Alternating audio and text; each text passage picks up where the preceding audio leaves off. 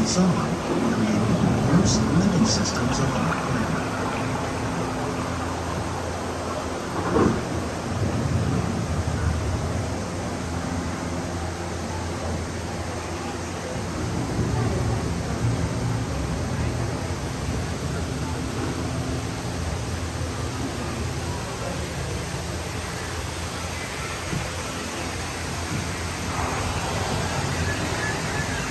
One of those living systems is the rainforest, home to the most amazing concentration of life on our planet. These dense and beautiful forests cover only a tiny portion of the Earth's surface, but they contain more than half of its present atmosphere. Rainforests are also extremely rich in protected living systems, providing us with oxygen, food, medicine, and other elements essential to our lives.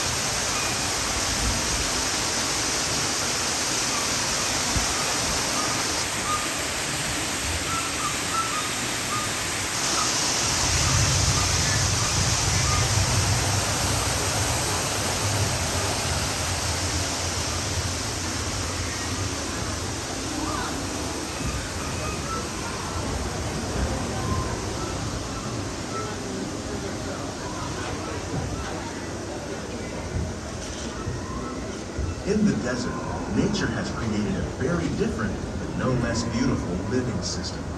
And while this arid landscape may seem lifeless, it is very much alive.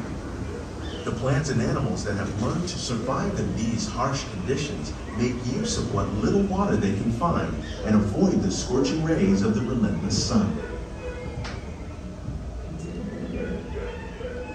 The American prairie once appeared as desolate as the desert. But over time, rainwater and nutrients gradually penetrated the hard surface of this land. Even the hooves of the mighty buffalo helped create the rich soil that would one day become home to the American farm.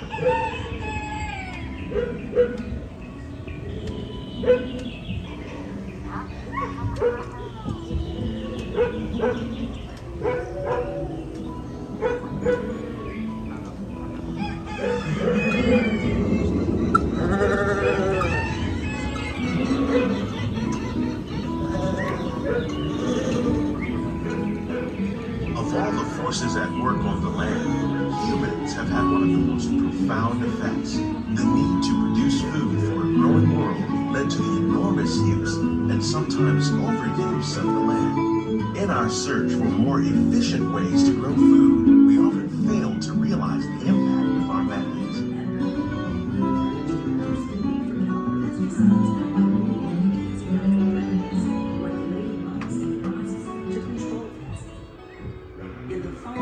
Today, we're learning to live with the land, discovering better ways to grow food that will assure both human and environmental well-being.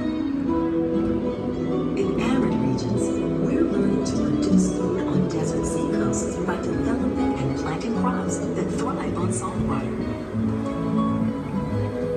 In Japan, we're learning that by mixing leaves and other living materials into our soil, we can make farmland more fertile without the need for chemicals. Here at EPCOT, we're learning to reduce the need for chemical pesticides by grooming and using natural predators, like ladybugs and wasps, to control pests. In the farmlands across America, we're learning that by plowing under vegetation and tilling natural fertilizers, we can reduce the soil.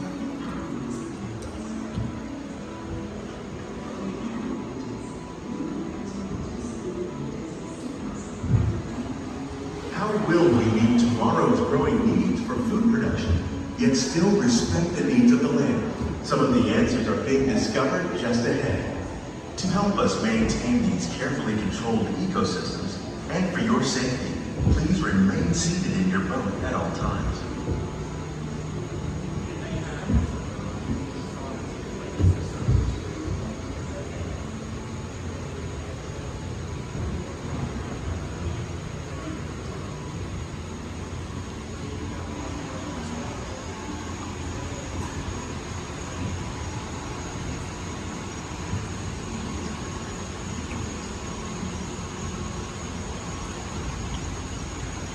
Welcome to our living laboratory.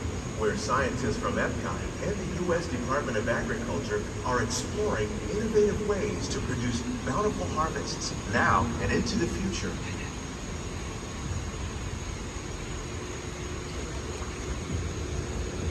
The tropics are home to the greatest diversity of plants on the planet. Many of these, like papaya, bananas, cacao, coffee, and rice, are well known around the world.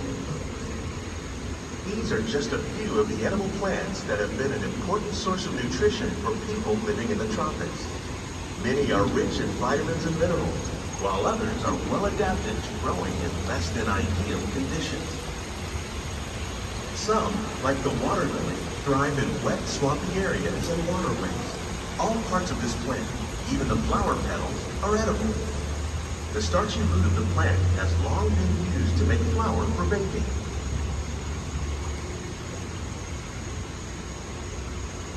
One day, many of these lesser-known tropical plants may be as important as the bananas growing on both sides of the boat.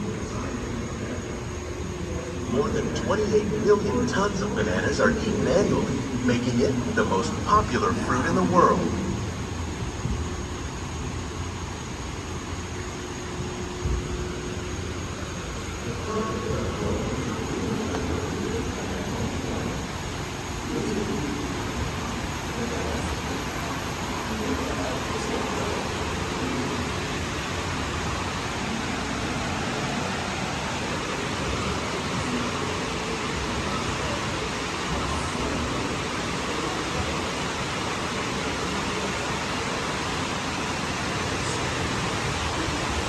When we mention farming, you probably don't think of fish, but fish farming, or aquaculture, accounts for nearly half of all the seafood consumed globally.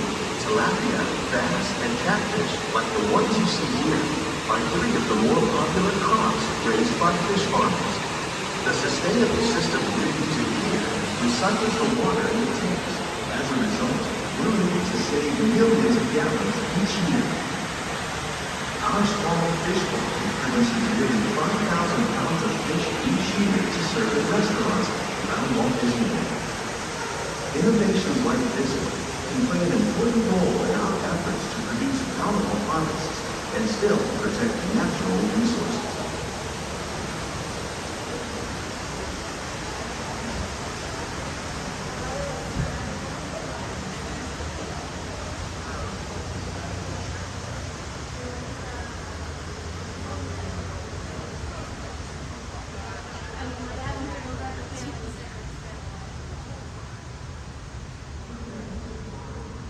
While there are more than 50,000 edible plant species in the world, most of us are only familiar with the handful that make up our everyday diet. The common grains growing here, wheat, maize, sorghum, and millet, plus rice, account for nearly 2/3 of our global food consumption.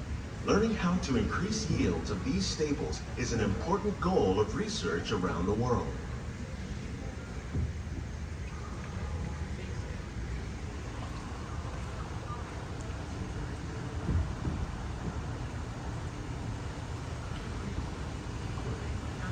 These plants are definitely on their way up. Innovative growing techniques like these increase yields while more efficiently using resources like water, fertilizer, and pesticides. Another innovation at work here is our integrated pest management program. By populating our greenhouses with beneficial insects that prey on harmful pests like aphids and flies, we are significantly reducing our reliance on conventional pesticides. We're growing these crops using our nutrient film system. This technique precisely controls and recycles water and nutrients. With it, we can produce over 27,000 heads of lettuce a year in this one small area.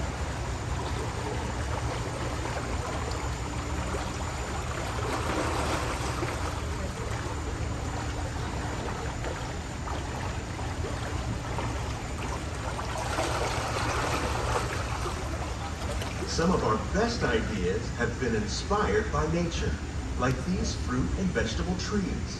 By growing these ground plants vertically, we can increase yields and better control diseases. These crops taste as good as they look.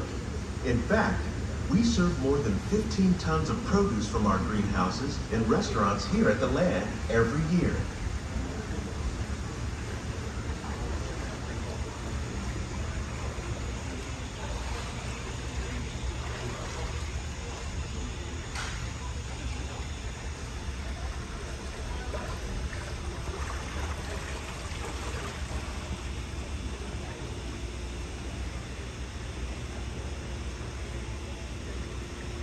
The future of agriculture may include innovative ideas like this vertical growing system. Plants grown in this way use a fraction of the space required by traditional growing methods. That saves water and increases production. The aquaponics system on your left combines hydroponics with aquaculture. The fish provide a natural source of fertilizer for the plants, and the plants help keep the water clean for the fish. It's another great way to produce more while using less. In our lab, EPCOT scientists are working with the U.S. Department of Agriculture on a number of innovative projects. The goal of these efforts is to produce higher yielding and better quality plants.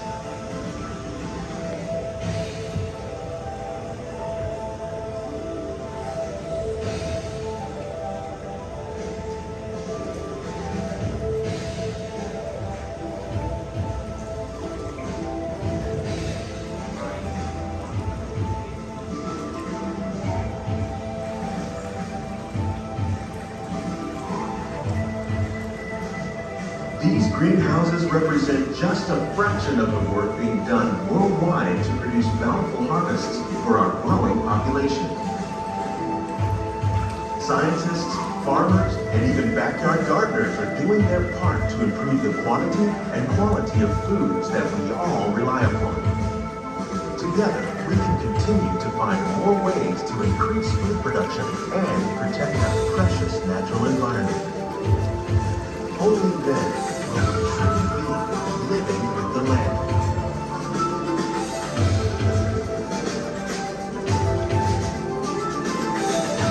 On behalf of Walt Disney World, we hope you've enjoyed this unique journey through our living laboratories. If you'd like a closer look, check out the behind-the-scenes walking tour.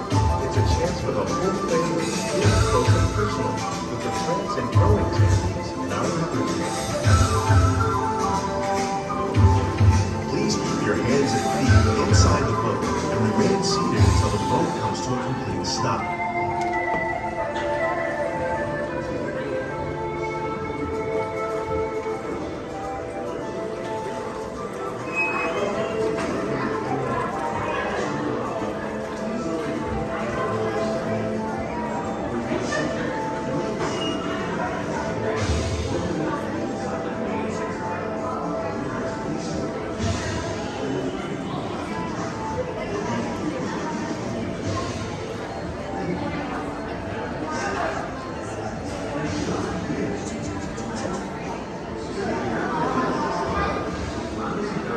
Yes,